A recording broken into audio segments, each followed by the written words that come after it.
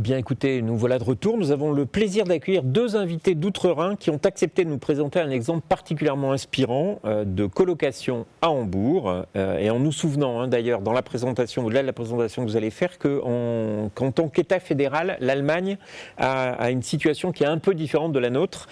Donc j'accueille avec grand plaisir Ulrike Peterson, responsable de la coordination des colocations Alzheimer de Hambourg, qui est donc Bonjour. En dessous de l'écran, et ainsi que Sylvaine Jo, qui en est bénévole. Eh bien, mesdames, je vais vous laisser nous présenter cette initiative. Vous avez une présentation, je crois, de l'ordre d'une vingtaine de minutes.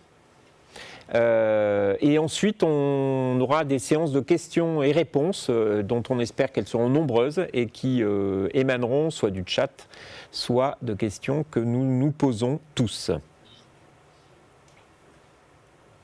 C'est à vous. D'accord, on peut lancer la présentation. Vous pouvez lancer la présentation. Mais c'est vous qui le faites. Ah, d'accord, merci. Ulrike, du bist dran, oder? Non, du bist dran. Ich fange an. Oui, nous nous présentons. Nous sommes Ulrike Peterson de la cellule de coordination de la ville de Hambourg. Elle va vous expliquer plus tard en quoi cette coordination consiste. Moi, je suis bénévole de l'association Alzheimer. Ma mère a été atteinte de la maladie d'Alzheimer il y a déjà assez longtemps. J'ai cherché avec elle, pour elle, une alternative aux maisons médicalisées à Hambourg. Bon, il y avait beaucoup de choix, mais rien ne me plaisait. Et quelqu'un m'a indiqué qu'il y avait une nouvelle idée qui se développait ou qui était déjà en train de se mettre en place. Ce sont les colocations accompagnées pour personnes atteintes d'Alzheimer ou associées, ou je ne sais pas trop comment sont les mots en français là. Je me suis renseignée, j'ai trouvé ça très intéressant. J'ai pris contact avec les personnes qui étaient en train de monter une colocation comme ça. Ces personnes étaient les enfants et une épouse d'une personne atteinte, et ça m'a beaucoup impressionné, beaucoup plu. J'ai joint le groupe et on a monté ensemble une colocation comme ça et on l'a gérée ensuite. Et je dois dire qu'on a pu faire ça parce qu'on avait l'aide de l'association Alzheimer de Hambourg et de la cellule de coordination. Ma mère est décédée dans la colocation et j'ai décidé de mettre mes connaissances à disposition des autres proches qui décideraient de faire la même chose. C'est pour ça que je suis maintenant depuis plusieurs années bénévole Alzheimer et j'accompagne des personnes donc qui sont en train de monter un projet ou de le gérer en cours de fonctionnement, disons. En écoutant ce qui vient d'avoir été dit, j'ai trouvé que les habitats partagés du Morbihan, présentés par Romain Aubron, ça ressemble énormément à ce qui se passe dans les colocations à Hambourg. Donc, je vais commencer la présentation. Vous voyez sur le côté, je pense que tout le monde le voit sur le côté droit, il s'agit d'un grand appartement privé dans lequel habitent, là c'est marqué 6 à 10 personnes, ce sont en principe maintenant plutôt 8 à 10 personnes, toutes atteintes d'Alzheimer ou ce sont maladies semblables. Et ces gens qui habitent là et leur famille sont les personnes qui ont vraiment tout en main. Tous les autres, tous ceux qui viennent, les services à domicile et tout ça, sont pour ainsi dire invités, ont le droit de venir, mais ce sont les aidants qui disent oui, on va prendre tel service et ils doivent faire ceci et cela. Enfin, ils prennent les décisions pour leurs proches qui habitent là. Vous voyez une grande pièce là sur cette photo. Ah oui, je voulais vous dire aussi, vous allez voir 4 photos, je crois, dans cette présentation. Ce sont des captures d'écran d'un film dont on vous donnera le lien par la suite, un film d'environ 15 minutes en allemand qui montre un petit peu le quotidien dans la colocation. Alors ça, c'est la salle principale qui est à la fois cuisine, salle à manger, avec une très grande table, avec d'autres possibilités aussi pour ceux qui ne veulent pas manger dans le grand groupe, mais un petit peu à part, de se mettre en retrait. Et là, il y a beaucoup de monde parce qu'il y a les habitants, il y a quelques proches et il y a les gens du service à domicile. C'est un jour où il y avait beaucoup d'activités. C'est pas toujours comme ça. Les aidants se mettent d'accord sur une équipe de soins à domicile qui assure aussi une présence 24 heures sur 24, une personne dans la nuit et dans la journée 2 à 3 personnes. Le slide suivant, s'il vous plaît. Merci. Les personnes emménagent avec tous leurs meubles. Ils ont chacun a une pièce, une chambre à soi avec les meubles personnels, tant que c'est possible sans lit médicalisé. Et les surfaces communes sont également... là, il y a également aussi les meubles privés des personnes. Les colocations sont ouvertes à tout le monde et les personnes peuvent y rester en principe jusqu'à la fin de leur vie. Il y a toujours des exceptions où pour des raisons médicales, c'est pas possible, mais en principe, c'est prévu comme ça. Le slide suivant, s'il vous plaît. Vous voyez ici les activités communes. Alors, par exemple, sortir, aller au marché, aller faire des courses pour ceux qui sont en mesure de le faire, pour ceux qui le veulent. Tout ça est permis avec l'accompagnement des services d'aide et les proches et les bénévoles, etc.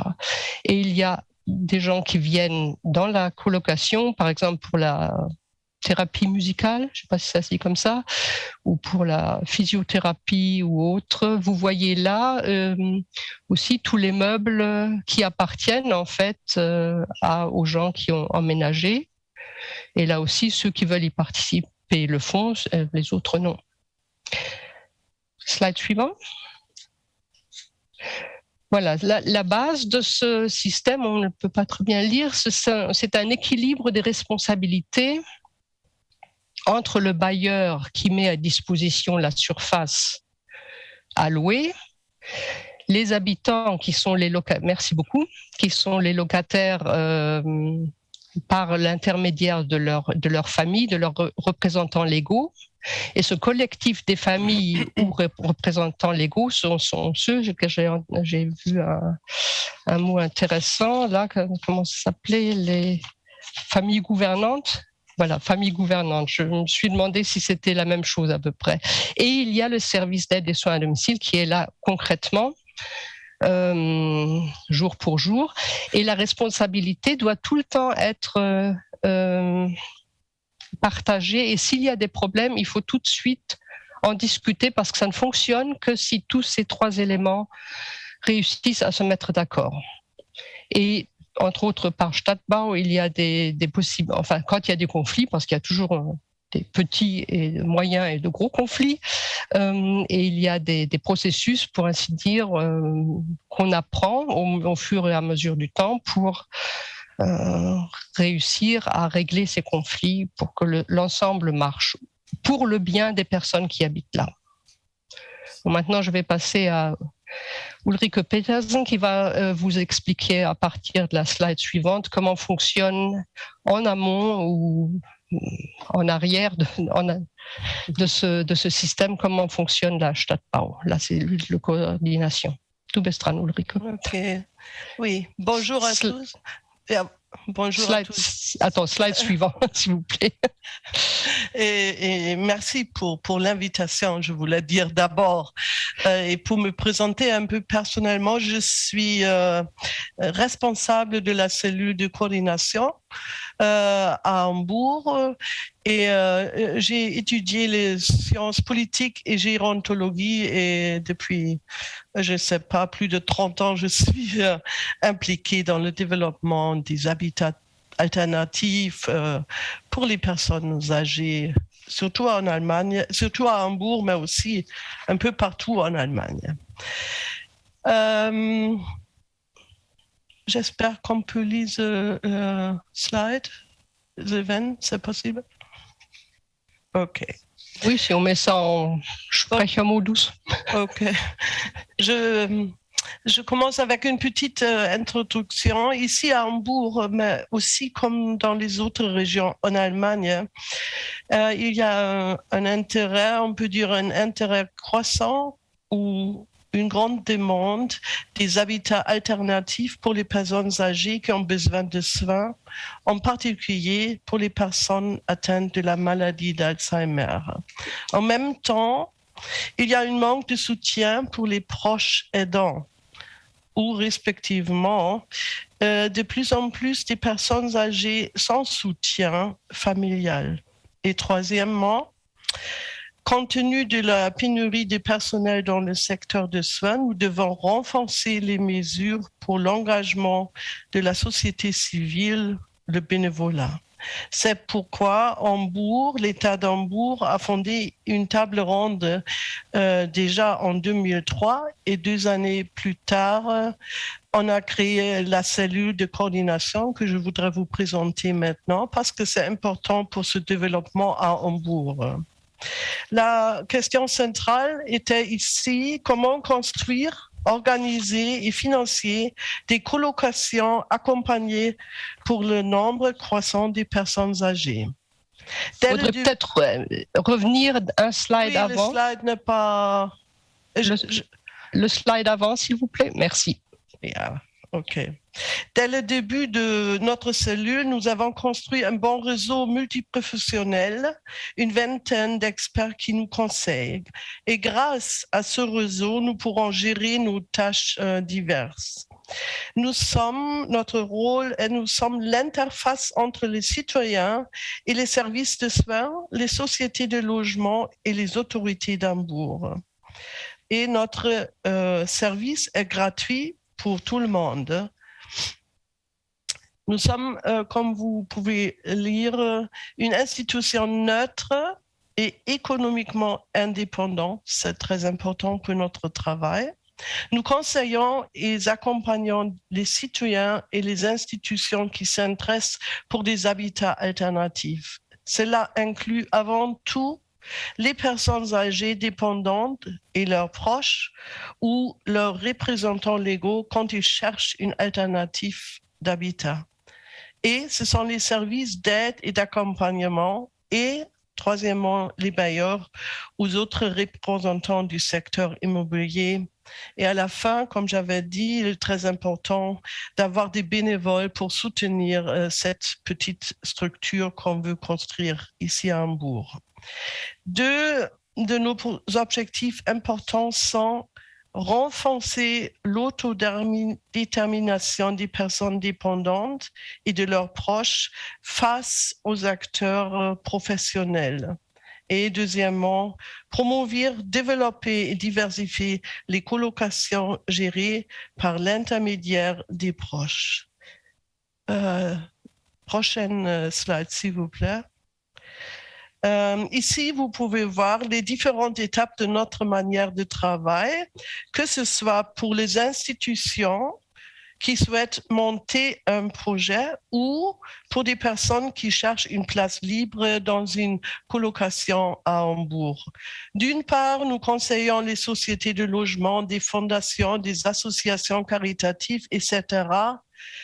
Par exemple, comment trouver des terrains à bâtir ou optimiser l'architecture à Hambourg. C'est pas facile à Hambourg de trouver, par exemple, un terrain à bâtir. Et comment résoudre les questions juridiques ou financières, etc. C'est notre soutien pour les professionnels qui veulent bâtir, monter un projet. Et nous accompagnons tous les projets en permanence aussi dans la phase pratique, inclus comme ma collègue a dit, en cas de conflit ou quand il y a des problèmes. Ça, c'est une côté. Et d'autre part, nous soutenons les citoyens et conseillons les proches ou, par exemple, les employés d'institutions sociales, d'hôpitaux, s'ils cherchent une place vacante dans une colocation. Les proches se tournent principalement vers nous parce qu'ils souhaitent une alternative aux EHPAD, si je peux dire comme ça. Ils cherchent un environnement plus familier, plus petit, pour un membre de la famille qui ne peuvent plus vivre seul à la maison ou parce que les proches ne peuvent pas ou ne peuvent plus gérer le soin. Sur notre site, tout le monde peut voir dans laquelle colocation se trouve un espace libre, respectivement où et quand un nouveau projet est prêt à emménager. Slide suivant, s'il vous plaît. Nous avons développé à Hambourg depuis les 15 années un réseau d'échanges pour tous les acteurs, privés ou professionnels, avec qui nous sommes en contact. Nous organisons régulièrement des réunions et des échanges d'expériences. Ces réunions sont vraiment très importantes pour notre travail et aussi pour tous les acteurs. Une sorte d'instrument de la communication et de l'assurance de qualité en pratique. Voilà, j'arrive à la fin avec une petite conclusion.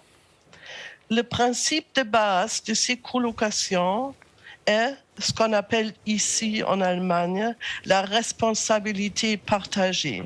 Cette responsabilité est comme une interaction, comme un dialogue permanent avec tous les autres éléments qui peuvent être. C'est notre rôle de soutenir les proches et les professionnels et de créer des bonnes conditions de cadre.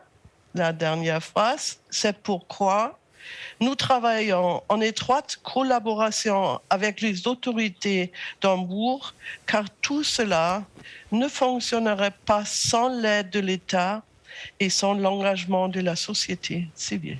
Merci. Merci à vous. Merci pour cette présentation. En plus, les délais ont été tenus. Merci infiniment. Parce que c'est tellement riche et très intéressant qu'effectivement, il y a pas mal de choses qui sont dites. Alors, peut-être juste de façon... je crois que vous avez commencé à l'aborder, mais peut-être, Ulrich, comment se passe le fait qu'on trouve des logements ? Puisque là on a évoqué le fait d'avoir des logements, la façon dont ils étaient organisés, mais je crois qu'il y a dans la planification qui est faite des programmes immobiliers, vous arrivez à trouver votre place. Si j'ai bien compris, vous parlez de monter un nouveau projet ? Voilà, quand vous montez un nouveau projet. Oui. Quand vous montez un nouveau projet. C'est l'État d'Hambourg qui, quand il y a des terrains à bâtir, on peut proposer, par exemple, là, il nous faut une colocation pour des personnes âgées. C'est-à-dire, si vous voulez bâtir ici en Allemagne, à Hambourg, sur un terrain public, il faut vraiment présenter une sorte de concept, une sorte d'idée.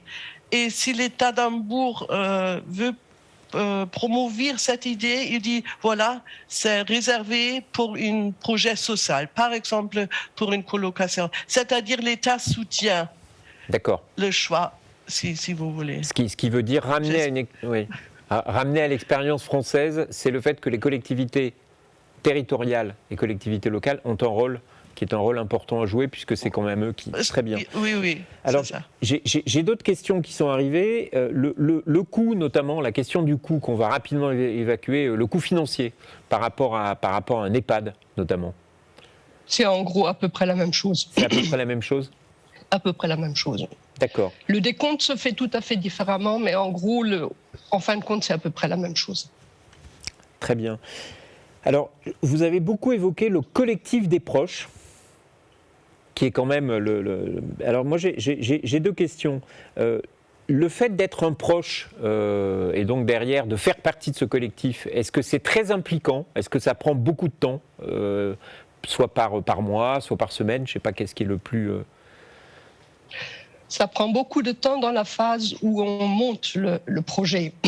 Là, il faut se rencontrer assez souvent, il faut faire connaissance, il faut se mettre d'accord sur beaucoup de choses. Donc là... je dirais, pendant qu'on le monte, il faut bien compter une réunion. Je compte par réunion par semaine, disons. Et on se réunit en gros une fois par semaine dans la phase où on monte le projet. Ensuite, quand ça marche, quand ça roule, il suffit qu'on se rencontre une fois par mois ou une fois tous les 6 semaines ou quelque chose comme ça. Et s'il y a un problème quelconque, il faut se rencontrer plus souvent. C'est en gros l'ordre de grandeur, disons. D'accord. Très bien. Alors justement, vous dites quand il faut se retrouver, quand il y a des problèmes, c'est qu'il y a toute la notion de responsabilité partagée.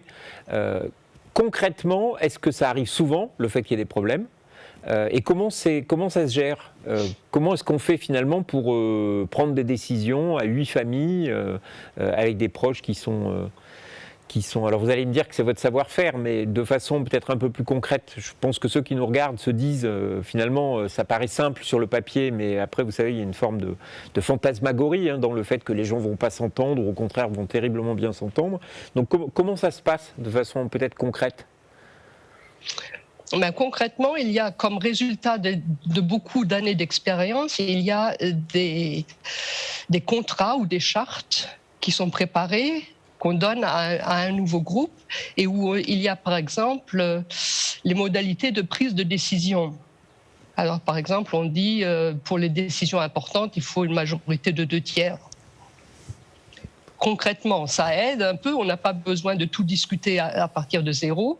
On se dit, ah oui, c'est une décision à prendre à 2/3. Ou bien quand il s'agit de savoir si on prend un nouvel habitant, il y a beaucoup de groupes qui disent il faut la majorité, il faut le consensus, enfin que tout le monde soit d'accord. Donc c'est un peu échelonné suivant ce qu'il y a à décider. Ouais. Il y a des règles de gouvernance en fait qui sont oui, et c'est une proposition que nous donne la cellule de coordination et Alzheimer en tant que bénévole que je propose au groupe, au collectif. Ils peuvent dire ah non, on va changer ceci ou cela, mais en tout cas, ils peuvent partir sur cette base. D'accord, très bien. Et quand les conflits deviennent trop importants, les bénévoles aussi sont là pour aider un peu à régler les conflits. Il arrive que ça prenne des dimensions où, par exemple, là, on demande à Stadtbau ou à d'autres experts de venir aider. Très bien. Alors j'ai peut-être une dernière question, sauf si entre-temps une autre arrive. C'est vous avez évoqué la question de la fin de vie, avec l'idée finalement qu'on pouvait éventuellement finir sa vie dans vos logements. On peut en principe finir sa vie. On peut en principe. Oui. Alors je crois que ce n'est pas contractuel. Ulrike, willst du was sagen? Non, ça ne peut pas être contractuel. Mais on a un contrat de logement comme tout le monde, et comme ça jusqu'à la fin de la vie. Et la plupart des personnes peuvent finir leur vie dans ces petites colocations. De temps en temps, ils choisissent un palliativdienst, un service de soins palliatifs. Oui, et avec l'aide de ça peut être jusqu'à la fin. C'est le but de ces colocations. C'est pas temporaire, c'est jusqu'à la fin. D'accord. C'est l'idée. Et les soins palliatifs, eux aussi, viendraient dans la colocation pour faire ce qu'ils veulent faire, pour donner leurs soins palliatifs. Très bien. Et la personne reste sur place. Sauf dans les cas où, effectivement, il faut aller à l'hôpital, ce que vous décriviez, oui. Sylvaine. Oui, ça peut arriver, oui. Très bien. Écoutez, moi, j'ai fait le tour. On est arrivé à être à l'heure. Peut-être, si vous voulez rajouter un dernier mot. Je sais que c'était votre inquiétude. Ce n'était pas la nôtre, mais c'était la vôtre. Est-ce que vous voulez peut-être rajouter un dernier mot ou... Moi, je dois dire, je suis engagée comme bénévole parce que je trouve que c'est une très, très bonne solution pour les proches qui ne veulent pas mettre leurs proches en maison médicalisée et qui veulent garder en main un peu la gestion de la vie de leurs proches. C'est du travail, mais c'est un travail très, comment on dit en français, qui donne beaucoup. Valorisant, oui. Il y a une forme de réciprocité. C'est-à-dire vous donnez, mais vous recevez. Beaucoup, oui. Très bien. Eh bien, merci en tout cas de vous être prêté à la fois à l'exercice, d'avoir pris du temps.